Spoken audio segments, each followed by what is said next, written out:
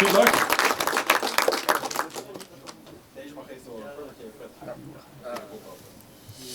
Yes, thank you very much for inviting me. Yeah, I really love to come to Python conferences, so this is my first Pygrunn.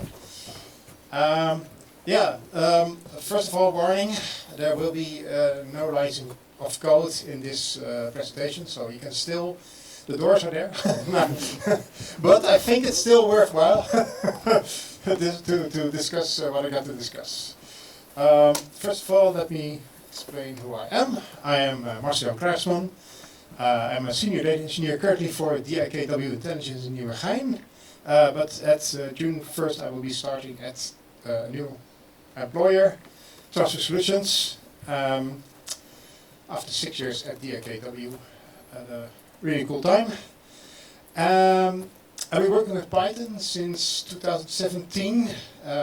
When I made the switch to data engineering. Before that I was an Oracle database administrator. And nowadays I use Python not just for work but also for hobby. Like that e-ink display, there's a Raspberry Pi behind that. When I go and do sponsoring events for Tour for Life, I'm on the right from all the west to the Netherlands in 8 days for cancer research in August. Then nowadays I have this thing that can show the audience live what the donation amount is. It's really cool. Of course with Python, right? Written with Python. So Python everywhere. But this is not about that. This is about a customer I worked for quite recently. This is a company where they maintain mortgages for banks. So the banks sell the mortgages, but they do a lot of work behind the scenes. They have a data analytics team of something like 70 people, maybe 60 when I came in. I've been there for quite a while, 3 years. And they create data products for those banks. And the thing is that they need to be delivered on time every morning. And they're struggling a little bit because they have a Cloudera data lake. If you know anything about Cloudera, it's a distributed platform with multiple nodes, and it can be really fast, but sometimes not that much. But it's central in the architecture, and they're creating data products with a thing called Informatica BDM. I didn't know it actually before I came in, but it's a bit of a low-code solution, I think. But it was supposed to be very easy, but what they eventually did was create something like Unix shell scripts of 4 pages to get it running every morning. So it was not that easy when I came in anymore. So they have problems. They're not getting their SLAs met. And so at some point, some people on some teams say, well, can't we use PySpark? Because if we can do the coding directly, maybe we can be faster. And they do. I was not part of that, to be honest. I'm not going to claim anything I have not done. But they be working on this, and lo and behold, the data comes in 2 or 3 times faster. Of course, at that point, everybody thinks, we want that too. We all want it. A lot of people from other teams say, okay, this is also what we want. So I want to give that a try. And at some point I see more teams doing that, and we're in a discussion in one of the rooms where we're working, and I've seen that at this company they've been using guilds for other things. I saw something on Confluence, I saw they had a data guild. Not all of them are very much alive. I see from the dates, the updates, that some have been dead for a while, but I said, should we also have a Python guild for this then? So that we can share the Python skills and knowledge over teams, because not everybody is as far in their skills as other people are. So they look at me expectantly, and I say, okay, then shall I set it up then? And that's, yeah, people, they say, okay. So I set up a Python guild, but I literally had to look up what do guilds do actually, because I've seen it on the conference page, and I think it's something like sharing knowledge and skills, but how's it supposed to work? So I've been Googling this, and luckily I find some information, of course, as you do on the internet. And guilds are actually a thing from the Spotify model, which is an agile implementation. I'm not agile expert here. I'm not a Scrum Master. I'm a data engineer. Did I tell that? I'm a data engineer. But I look into this, and basically, what you with a guild, you can have multiple teams. They call squads here or tribes, and you can find in all these teams different people who want to do this, are working with Python. So with a guild, you can just come together and share the knowledge. So, while we're not exactly, we're still working from home a lot, so I start this Python and PySpark guild. I start basically planning meetings first, so we can join together in WebEx or Teams, whatever the thing was that we had at the time. And we come together, and this already works quite well, because when people say, how do you do this in Visual Studio Code, and if someone else knows, they can share their screen and say, well, here's how I do this, and here's how I do that. And sometimes people say, I have something cool to show, but because I found out how you do things in Docker, and you can start a Docker container from Visual Studio Code, and they show and they say, this could really be useful for this and for that, so that's really nice. So that's a nice aspect from the guild meetings. But when I ask what everybody wants out of this further, then they at a certain point say, well, we need standards. We need standards of working with Python development. Okay, now, thing to know about me, I'm a fun-loving Python guy. I love to create Python code to land a rocket stage in the game Kerbal Space Program. But standard is not really my thing. So, and how's that supposed to look like? So I decided to ask in the company I work for, at DKW Intelligence, has anyone ever created standards at a company? How does that look like? And one of my colleagues responded and he said, yeah, I've seen people doing that. These initiatives, they usually die after a while. So that was very disheartening. So I discussed in the guild meeting, so, okay, you want standards, what kind of standards are you thinking about? So we decided, well, at least what we can do is adhere to the PEP 8 standard. Is everybody on board what the PEP 8 standard is? I see some people, or maybe I should ask who doesn't know what the PEP 8 standard is. Okay.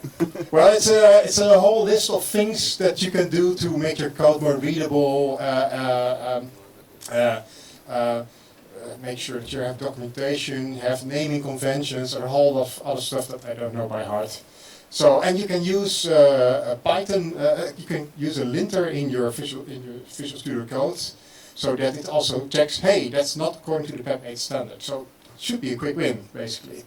Someone else says there's also a Google Python style guide, so that's also a thing you can do. A very important standard that we agree upon all is we need virtual environments. Because we're developing this stuff on our own virtual Windows environment, and then we're going to push it to the Cloudera Edge node, and on the server, what you don't want is that. That is maybe very basic for some people, but for a lot of people this was something we need to learn.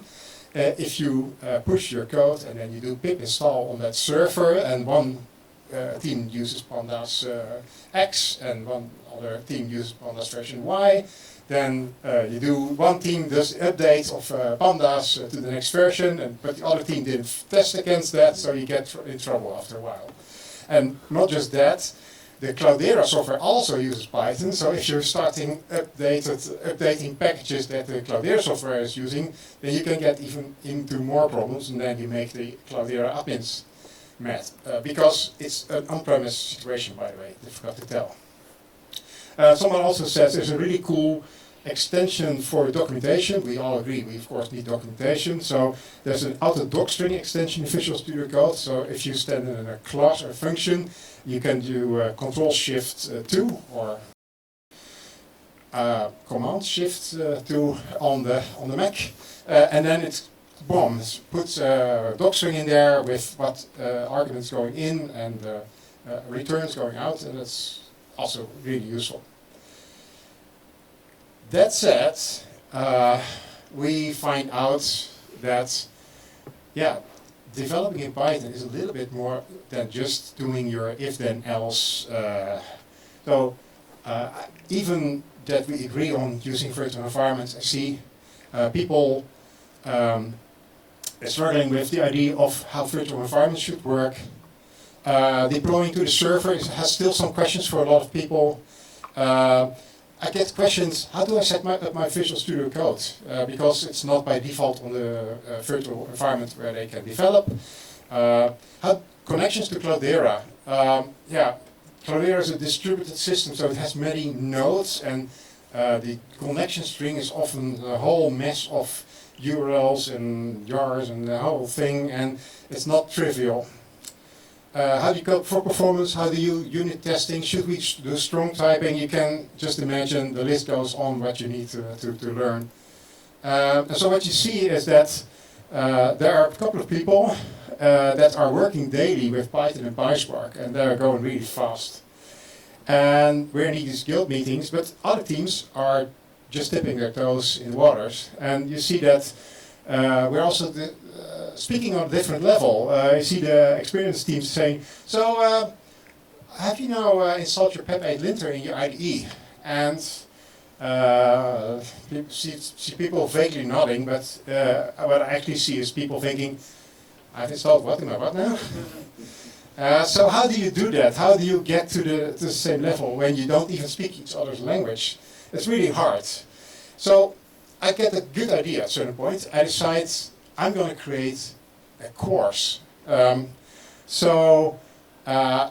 heard from some people that we at this company have a course environment, and you can create courses and you can share them. So basically what you can do is when you have new developers coming in, you can say, oh, you're going to develop Python?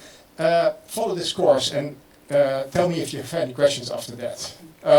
Turns out, using this software, this code is you need a license, and the license is quite expensive, and management basically says to me, yeah, we're not sure you're going to finish this project, actually. So I'm thinking, okay, well, that's kind of too bad, but I still want to have this happen. I want this course. So what I find out, this is by no means a very technical topic, but I find out that, of course, I can make these videos. I can just use my laptop, create OBS, use the OBS Studio and record a presentation on how you install your Visual Studio Code. Then you have a video file. I can compress it with Handbrake and before that break it into pieces. And it turns out that in our documentation software, Confluence, you might know, you can upload videos. So what I've done is in our Python guild space for the for our guild, I just create a course directory and I upload these videos. And now I can say, guys, if you want to follow the course, go that URL. So that's very nice. So that's good to have. I have a course about setting up your virtual environments.